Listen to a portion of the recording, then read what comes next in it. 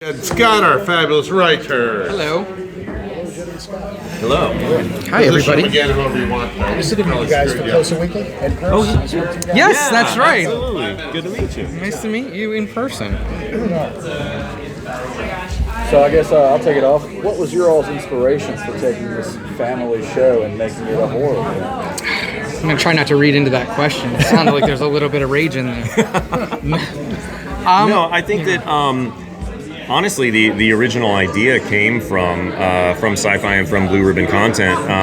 We had worked with them before, and they called us up, and they had this property. And one thing that Blue Ribbon does that's really exciting and a lot of fun, especially as a writer, is they take old properties, Warner Brothers properties, and they really go, how can we twist this? And it's not always making it a horror movie or making it something kind of demented. It's really just going like, how do we take this that maybe we've tried to reboot a few times and it hasn't quite caught on, and do something really, really different with it. And so they called us up and said, we want to do a Banana Splits horror movie. And that's all they said, and we really immediately knew what that was. I mean, I think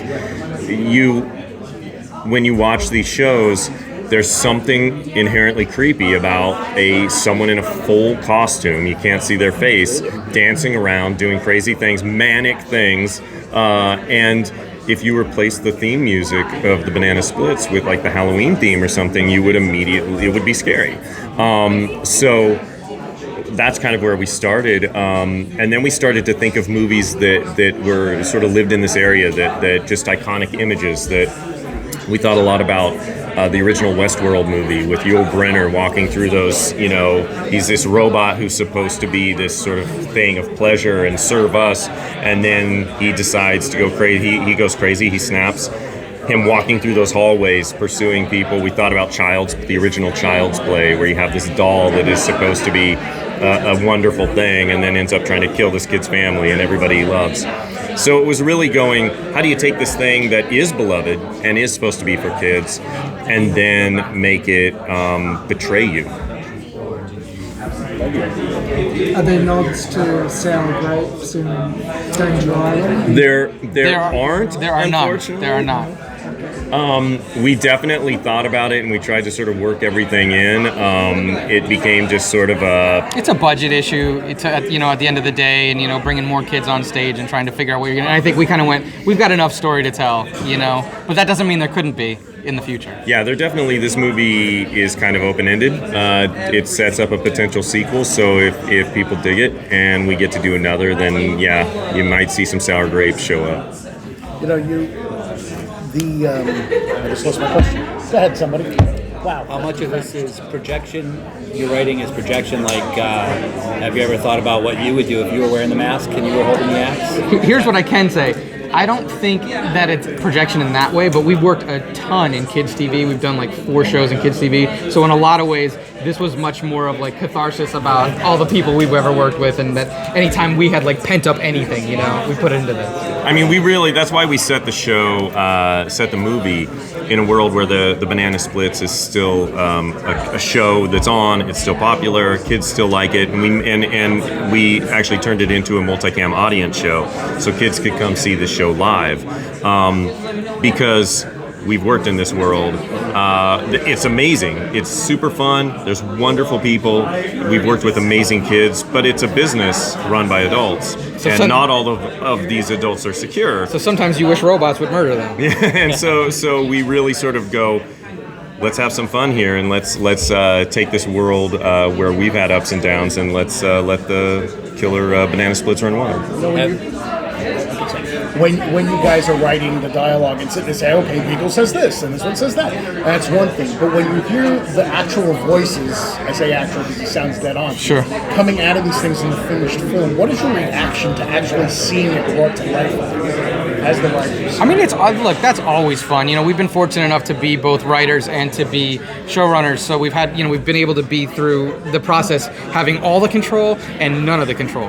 And so when something like this happens, where you turn in a script and then you don't really know what's going to happen, and it comes back like this, and it's great, and you just go, I don't question a single decision. This was amazing. That's an incredible feeling when you go, here's somebody. I mean, we've never in person gotten to meet Danishka, and yet she made this movie that was in every way what we imagined. I don't think there was a single moment we were like, what was she thinking? We're like, no, this is incredible. Exceeds what we thought it was going to be, and that never happens. It never happens. And to your point with the voices, I think that that's kind of part of how wonderfully awful it is. You know, it's not that they became creepy voices. They're still having fun. They're still the lovable, have fun, manic, crazy, just wanting to keep the show going guys that we all know and love. They're just doing awful things now, and I think that made it even scarier.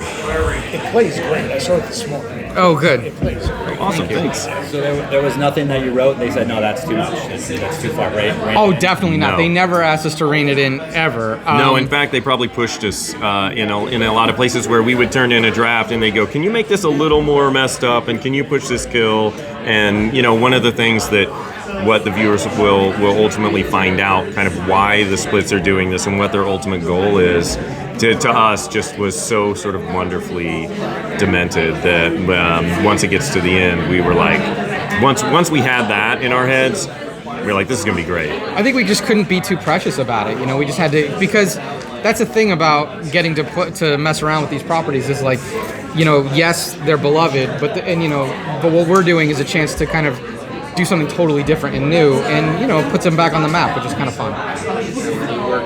Take this beloved property and just did it up. Did at any time working on the project or after that have you guys either in a serious conversation or just as a joke with conversation come up with other concepts or other beloved shows and how to assist them up? I mean, we have one that we've been pushing these guys on, and we can't. We're not. Peter won't let us talk about it, but I mean, it's not a horror movie. It's like a really kind of super sweet coming of age thing, but it is done with it's the last property that you would expect, and so I think that that's what excites us. It's not necessarily taking these old shows and turning them into something scary or kind of messed up. It's really going, how can we take them and what do they sort of lend themselves to in a way so you go, why didn't I think of that? But also it feels fresh and new and exciting. All of a sudden, things that were like kind of languishing become completely relevant, and that's I think the Banana Splits is an interesting thing because when it was made, it was sort of a commentary on prepackaged children's television. I mean, it's a parody of the Monkees, which was an assembled band that was put together to make money. You know what I mean? And the Banana Splits is a sort of a commentary on that, and then to sort of use it again for an entirely different reason is an exciting thing to do. That's the fun thing about messing around with these old properties. It also gets people talking about the Banana Splits again, which they've tried to reboot it several times as the old show, and it just hasn't caught on.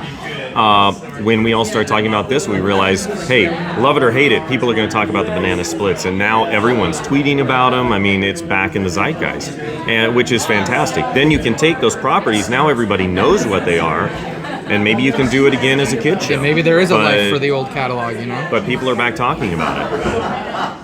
Put Drum and Draws, the gunslinger. Yes. Yeah, there right, you yeah, go. There you go. Just really do it. Awesome. Thank you. Thank you. Thanks, Yeah. guys. It was really nice talking to you. It was fun. Great to meet you in person.